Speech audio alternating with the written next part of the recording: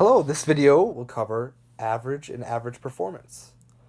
So let's start with the textbook definition of average. So an average is just a calculated central value of a set of numbers. So to calculate it, you add up all the numbers, then divide by how many numbers there are. So let's go over an example.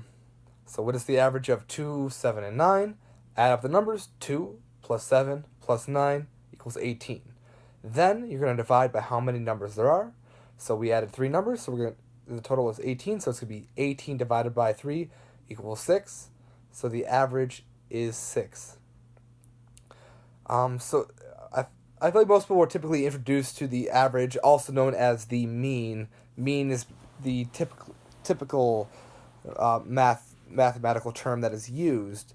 So, and most people have been introduced to it usually at some point in middle school, and you use it a lot in middle school and high school, and in some college classes as well.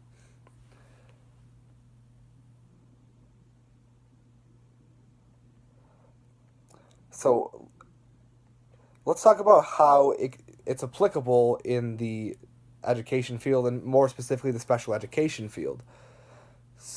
So so take any assessment. I'll just use an example.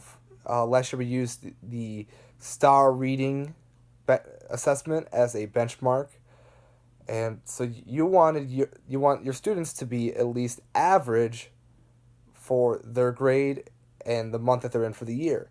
So when they start the school year, let's say you have a third grade student, you would want that third grade student to at least score at a 3.0, which is what a third grade student score would be on that test.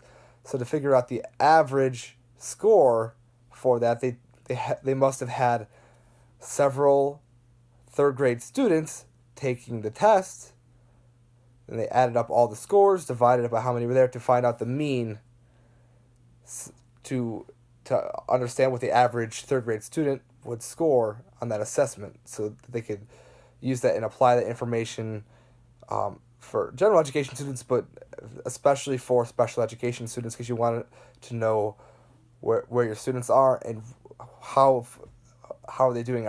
Are they average, or are they below average, above average? So that's going to be key, and that can be typically used on any assessment. Right, when you get to high school, you're going to want your students to have a good average. So your average on a high school report card, at least when I was in school, ours was out of a scale of 100. So your average was all of your grades added up and divided by how many grades there are. So if you took 5 classes, maybe you did poorly in some, well in others, you would doesn't matter because you're taking the average, the mean of all those scores. So you would add up all your grades, divided by how many there are, and that will give you your average of all the classes that you took. And that information is going to be very applicable for a special education student in high school. I haven't taught high school special education yet, but I believe that would be very important data to be used.